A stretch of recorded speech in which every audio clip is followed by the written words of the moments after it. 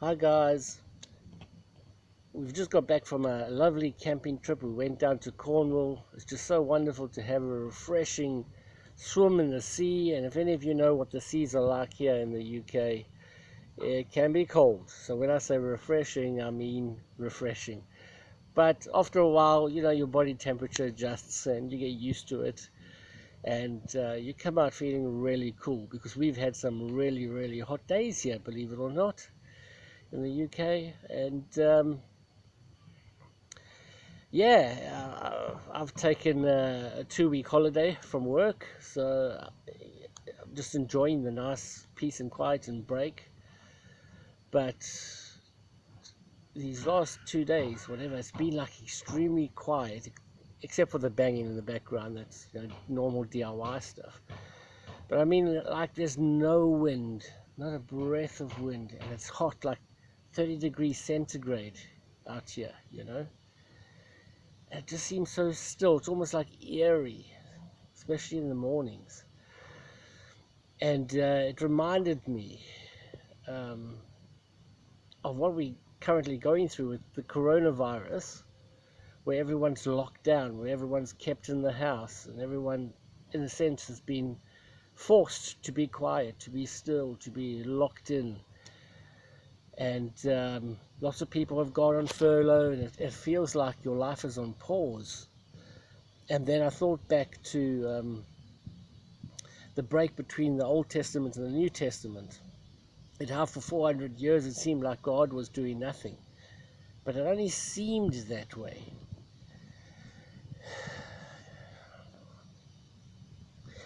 And so our lives might be like that. Our lives might be like, gee, what's happening, God? Everything's so still and quiet. And then it came to my mind the eye before the storm. Like in the middle of a hurricane, there's this peace and quietness. In the middle of the Old and New Testament, there's this like peace and quietness. Let me tell you, God's plans never stop. They always move forward. And we're getting to the end of the dispensation of grace. And it may seem like everything's still and quiet, but God's plans are moving on. And we're in the eye of the storm, about to hit the next phase of God's movement. And it's going to be great. And we don't have to fear anything. We are safe, secure. He's our strong tower. He's our ever-present help. And the next move is going to be the rapture of the church. And we are so close now. We are so close now. All the watchers that have been broadcasting on YouTube are all now getting to the end of their predictions. And some of the predictions have been off, but you've got to remember, this is the biggest puzzle in history. The biggest puzzle. But it all serves one end, one point, and that is God's next move. And it all points to that. I mean, even if you go back to the year 2017, when we saw the Revelation 12 sign, that was meant to happen. That was the end of the 6,000 year. And we are in this last year now. And there's not much of this year left, by the way, guys. I'm not talking about 2020.